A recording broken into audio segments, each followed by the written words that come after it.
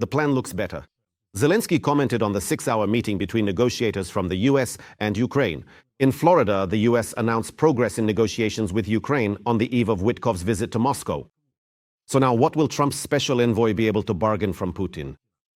Russian occupiers are trying to advance in the Kupiansk and Konstantinovka areas, while the Ukrainian armed forces are clearing settlements in the Dnipropetrovsk region of invaders. Everything happening right now on the front line, in detail. Coming up soon, the budget of the terrorist state. How much will the Russian dictator spend on his expansionist ambitions in Ukraine, and should Europe be preparing for war as early as next year? And now Russians are afraid to buy apartments. The reason for this is the Putin supporter Larisa Dolina. Now let's get into all the details, but in the meantime, don't forget to like this episode. Negotiations between the Ukrainian and American delegations in Miami regarding the peace plan lasted several hours and took place in a difficult but productive manner.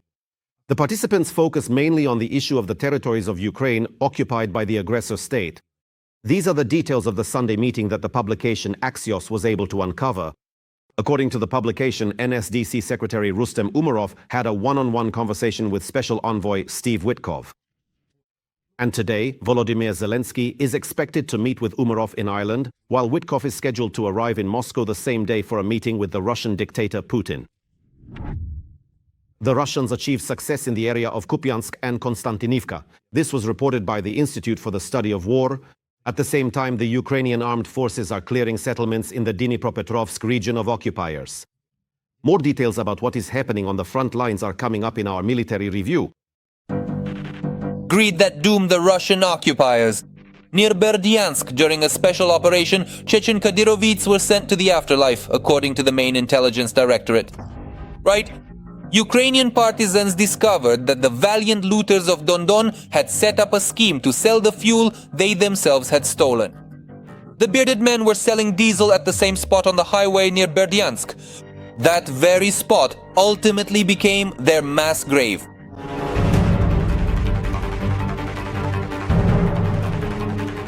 As a result of targeted strikes by the main intelligence directorate, 2 vehicles used by the Chechens were successfully destroyed.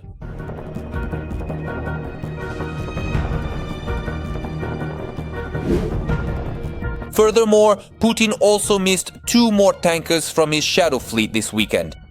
Sanctioned for their involvement in transporting Russian oil, the latter were attacked in the Black Sea by Ukrainian drones. See, baby?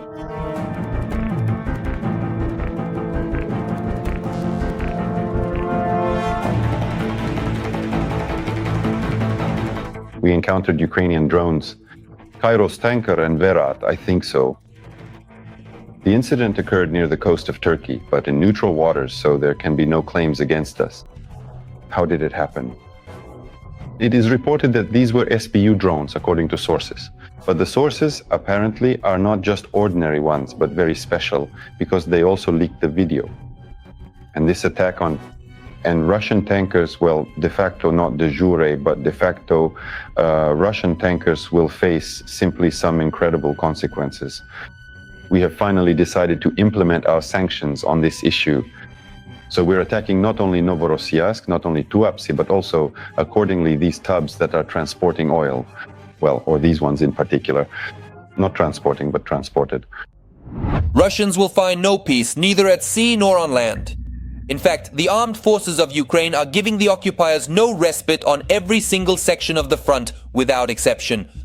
Ukrainian border guards shared a video report of the work they have done. Their drone operators destroyed enemy shelters, communication equipment, and UAV control antennas in the northern Slobozansky direction.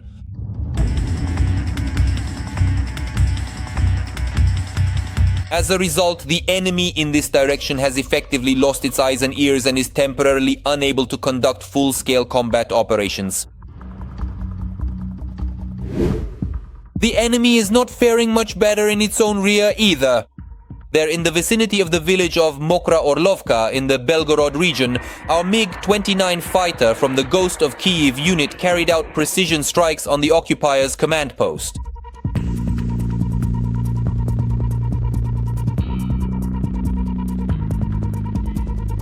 The Kremlin does not admit which of the Russian generals was hit by the Ukrainian fighter's strike. However, Ukrainian intelligence hints that as a result of the raid, the Russian army may have lost several high-ranking military officials at once.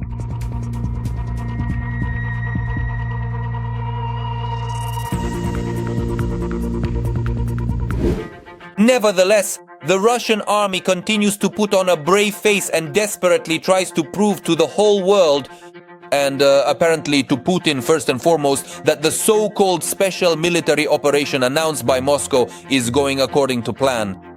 So, following the old tradition, Russian flag bearers tried to raise their tricolor over a building in Vovchansk, implying that the settlement was already under the occupiers' control.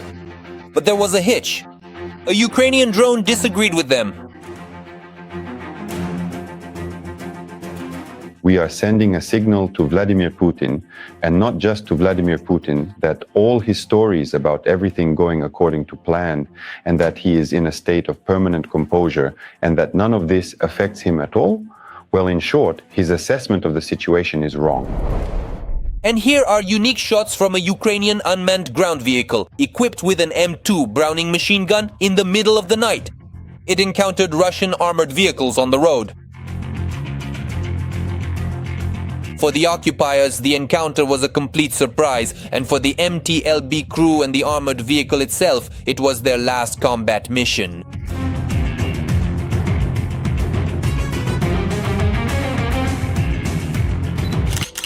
They were left not only without their equipment, but also without the means to deliver it. Even in the rear, Russian occupiers can only dream of peace. And it's all thanks to dedicated partisans. Recently, they carried out a successful sabotage operation in Berdyansk, delivering a precise strike against enemy railway logistics.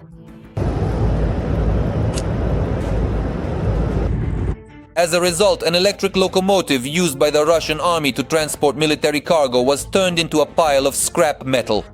This created significant problems in supplying the occupation front and disrupted the schedules of trains carrying ammunition, equipment, and fuel that were being prepared for dispatch to the front line in the Sumy direction. Overall, in the past 24 hours, the Russians have lost at least 5 tanks, 7 artillery systems, 2 MLRS, as well as another 1,000 soldiers. The Russians... Ukrainian intelligence operatives carried out a successful operation in the occupied city of Berdyansk, Zaporizhzhia region. A concentration of enemy personnel and equipment was struck. This was reported by the main intelligence directorate of the Ministry of Defense of Ukraine. At the entrance to temporarily occupied Berdyansk in Zaporizhzhia, a group of Russian soldiers gathered under the Paragvadinsky billboard. Their leisurely conversation was suddenly interrupted by a powerful explosion. It is noted that as a result of the successful operation by the main intelligence directorate and the resistance movement, the Russian occupiers suffered losses among their personnel and equipment. In particular, 5 members of the so-called Russian National Guard were killed and 4 more were seriously wounded. 2 enemy pickup trucks and a Tiger-type armored vehicle were also damaged. The blast in Berdyansk caused a commotion. According to the report, ambulances and fire trucks were rushed to the site where the Russian occupiers were eliminated. The main intelligence directorate also noted that every war crime against Ukraine has consequences, then reminded about the inevitability of retribution for the Russian invaders. The aggressor country is intensifying its actions as part of a hybrid war against NATO countries. That is why Europe has now decided to do things that just a few years ago might have seemed strange. It is planning how to deliver a retaliatory strike. And Germany has even developed a secret 1,200-page plan to prepare for a possible war with Russia. This was reported by the Wall Street Journal, citing sources. Here are the following details. Europe is preparing to respond to Russia's attacks. Members of the European Parliament propose defending together, learning from Ukraine, and tightening sanctions against Russia and Belarus, according to Deutsche Welle. With Russia, you have to speak in its own language. Russia understands the language of force. That's why Russia has an excellent relationship with Turkey, despite the fact that Turkey shot down its plane. It didn't say it was a mistake. It apologized for what they did, but at the same time made it clear, we warned you. a day later, Politico also reported that Europe is considering retaliatory actions against Russia. To talk about any more serious response from Europe at this point, unfortunately, I think it's still too early. even though it's obvious that aggression against Europe from the Russian Federation has been going on for a long time now, whether it's Russian drones flying in or drones taking off in Europe that are most likely launched by people connected to the Russian Federation. Europe is still not psychologically ready to go so far as to, let's say, to use military mechanisms of pressure. According to journalist sources, the Kremlin's ideas for retaliation range from joint offensive cyber operations to faster and more coordinated identification of the sources of hybrid attacks, to unexpected military exercises led by NATO. Judging by the Wall Street Journal's description, Germany's plan is more concrete. The country has developed a secret plan to prepare for a possible war with Russia. In 2022, Germany also thought that maybe it could sacrifice Ukraine, and that's it. But in 2023, somewhere closer to the end of 2023, the German Council on Foreign Relations prepared a report which included a phrase stating that if Ukraine is defeated, a war between Germany and Russia is a prospect within 6 to 10 years. This absolutely doesn't mean that the war is entirely cancelled. It might be temporarily postponed, but over a significantly longer period of time, let's say, it will still inevitably happen. Later, in Germany, they said no, it won't be 6 to 10 years, the war could start in as little as a year. In just over 2 years, the Germans created a document outlining the deployment of up to 800,000 NATO troops to a hypothetical eastern front line. This includes units from Germany and the United States. Sources from the Wall Street Journal claim that the plan details the logistical routes along which the troops are to be transferred. Naturally, doing this on the territory of Ukraine is more acceptable to them than allowing it on their own soil. But what does it mean to do this on the territory of Ukraine? It means that Germany will not send its troops to Ukraine to fight against Russia. So far, we haven't seen any serious signals from our European partners indicating readiness to send their troops to Ukraine. But there is talk. Emmanuel Macron, he sometimes talks about it, but somehow this idea doesn't really catch on. It doesn't get much approval from the European Union partners. By continuing its aggression, Russia must understand that in Ukraine it may face not only the armed forces of Ukraine but also other military forces defending the sovereignty of their own countries. Kupiansk in distant Dagestan was attacked by drones. Explosions were heard in the city. The Dagestan shipbuilding plant is located there. It is engaged in the development of underwater weapons and the production of ship engines. The naval base of the Caspian flotilla of the Russian Federation was also likely a target. Turkey is ready to send its army to Ukraine. Another stab in Putin's back from Erdogan. Ankara is moving further away from Moscow every day and getting closer to Kiev, Washington, and Brussels. How does this affect the course of the Russian-Ukrainian war? Let's take a look. Recep Erdogan has once again stabbed Putin in the back. The president of Turkey did this right after his last meeting with Volodymyr Zelensky. At that time, both leaders behind closed doors, according to the press, discussed a number of very important issues regarding a ceasefire in Ukraine and subsequent security guarantees for official Kiev. Both President Erdogan and his Ukrainian counterpart Volodymyr Zelensky stated that the talks were constructive and positive, although no real details about the negotiations themselves were provided. This sparked an even greater wave of rumors in political circles, while some reliable sources allegedly claimed that Erdogan tried to persuade Zelensky to accept capitulation and agree to the Kremlin's proposal. Others, on the contrary, insisted that the Turkish president was dissuading the Ukrainian leader from accepting Putin's peace plan and was urging an increase in military production.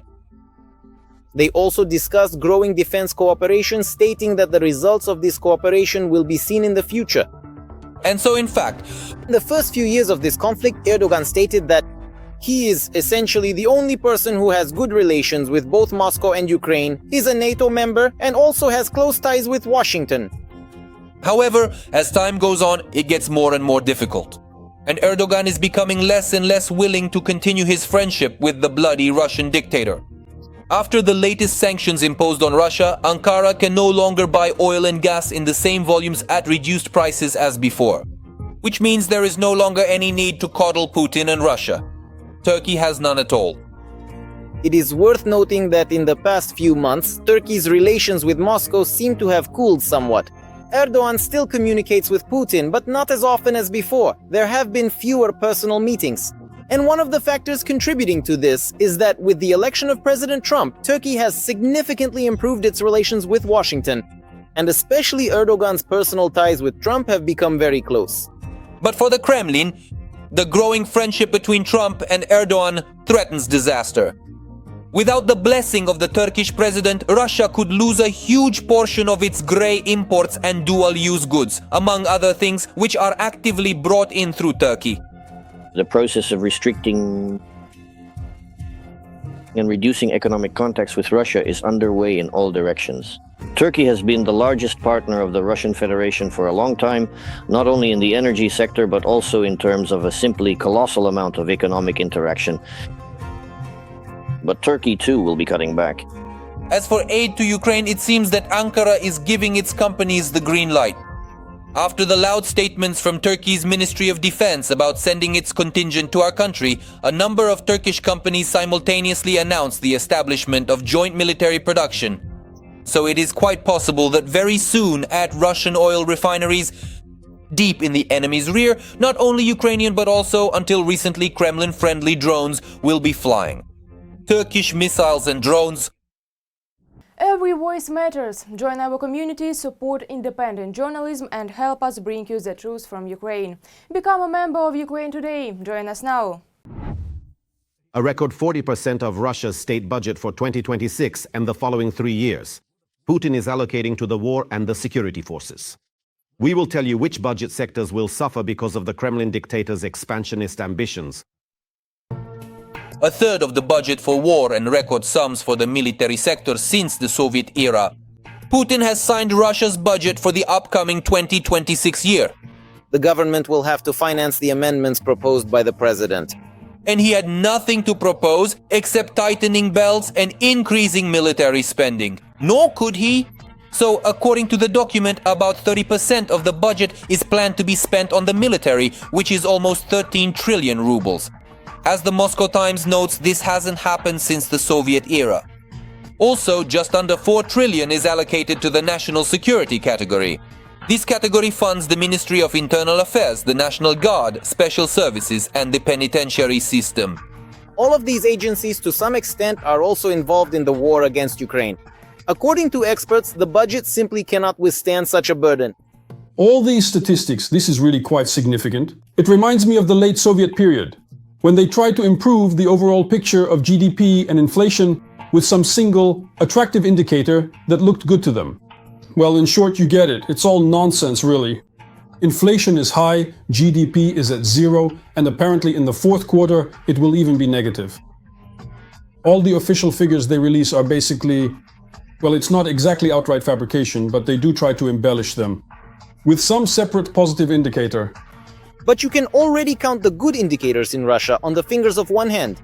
And by 2026, there will be even fewer of them. After all, they have to find the record amount of money for the war from somewhere. So the share of social spending in the Russian budget will decrease next year from the pre-war 38% to 25%. Spending on economic support will fall from 17.5% to less than 11%. In both cases, these are the lowest figures in the past 20 years. Let me remind you that starting January 1st in Russia, the value-added tax will increase from 20 to 22%. Transport and environmental taxes will also rise significantly. And now they are coming up with some completely new types of taxes. I joke that soon they'll be charging us for air because they really do need the money to cover the budget deficit. And 2026 hasn't even arrived yet, but according to the official forecasts of Putin's economists, a deficit is already guaranteed. After all, the country expects to earn just over 40 trillion rubles, but plans to spend more than 44. The difference, just for a second, is $166 billion. Of course, they need to explain that the high inflation we're seeing today, and in reality it's not going anywhere, inflation remains high. They need to explain that this is caused by some temporary factors. They need to explain that supposedly our overall numbers look good. At the same time, some indicators are lagging behind tremendously. For example, the deficit of regional budgets is projected at 800 billion rubles, while aid from the Kremlin is set at only 30 billion. This means that regional budgets that will have to make very serious cuts to their expenditure items. Then what can they cut?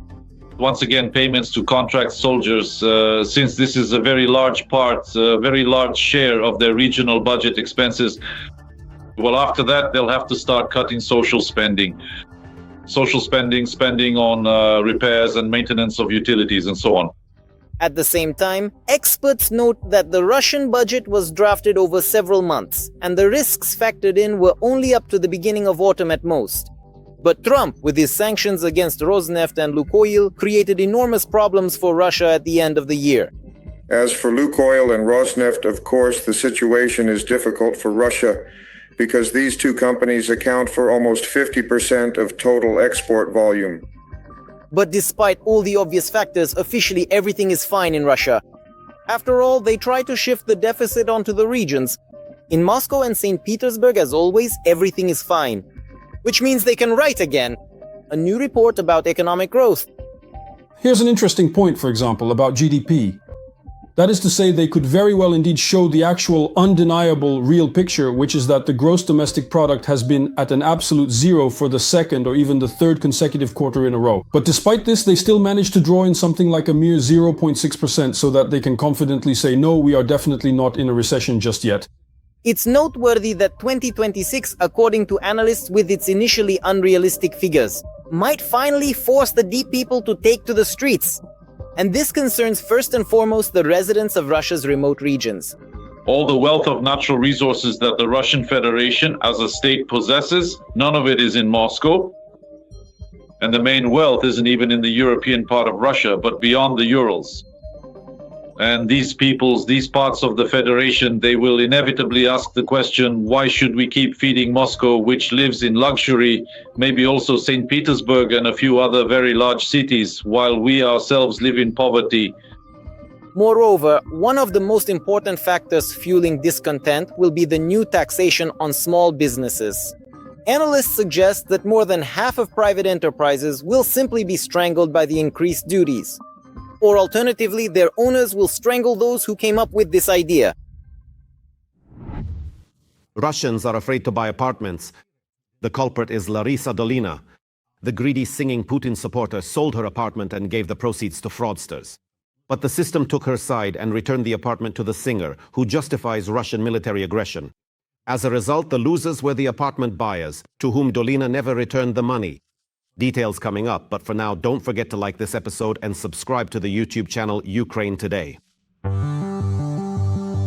Connections in the Kremlin ruined the artist and Putin supporter Larisa Dolina. She is being massively cancelled. The name of the popular artist is now closely associated with fraudulent schemes and deception. The Dolina effect. The effect is caused by the spread of a scheme in which the seller of an apartment, shortly after the sale, tries to challenge the deal, claiming to have been the victim of fraudsters and to have lost the money from the sale. It all started after the Z artist, having been deceived by scammers, used her government connections to take it out on the buyer. The day before, the Cassation Court upheld the decision on the complaint filed by the apartment buyer, Polina Luri. Larisa Dolina was given back the apartment she had sold on the advice of scammers, and it was stated that the singer does not have to return the money to the buyer, since Luri is capable of suing the scammers herself for compensation. After the decision of the Russian crooked justice to leave an innocent woman who did nothing wrong, without money and without an apartment, Larisa Dolina started to get cancelled. Both companies and listeners are doing it. Friends, we have made an important decision. Larisa Dolina's house in Moscow has been temporarily excluded from the delivery zone. Until the buyer's money is fully refunded, our juicy whoppers and crispy fries will not be delivered there. People's artist of Russia, Larisa Dolina, may be cut from the musical film The Incredible Adventures of Shurik. As it has become known to Abzats, the reason is the negativity surrounding her. The name of the people's artist due to the apartment scandal. Did you know that a Dolina wall has appeared in Moscow? After this high-profile case, Muscovites have a new urban legend. Buyers of second-hand real estate bring various souvenirs to Dolina's house. Toys, locks, candles.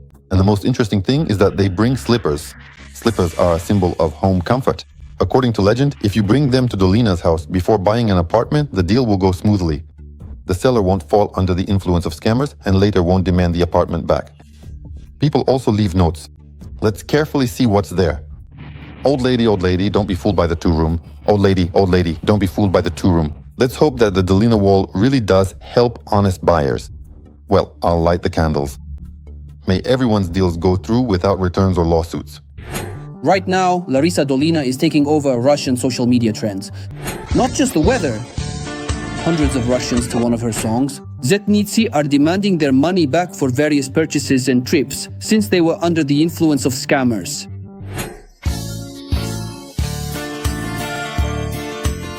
In addition to hundreds of thousands of listeners, Dolina is also facing backlash from her colleagues in the industry. According to them, the deceitful actions of the Zetnitsi have cast a shadow over all Russian artists for whom selling their own apartment has now become almost impossible.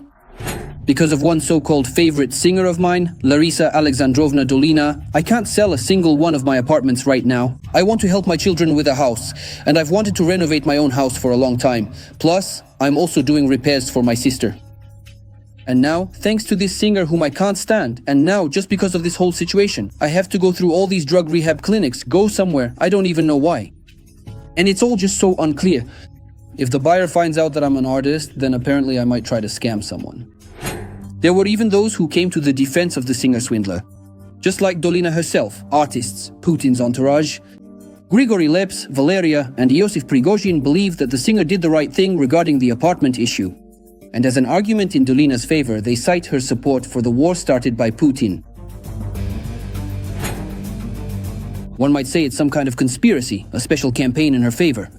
Dolina found herself in the role of a sinner whom people want to stone. I don't want to be among those who throw stones at her. That's not Christian. Everyone is rejoicing. Right now they're mocking her, but Dolina is a patriot. She has lived for 70 years, performed on the front lines for free. The pro-Putin artists are absolutely convinced. Supporting the war and serving the Kremlin's interests grants them an indulgence in any disputes and conflicts with ordinary mortal Russians.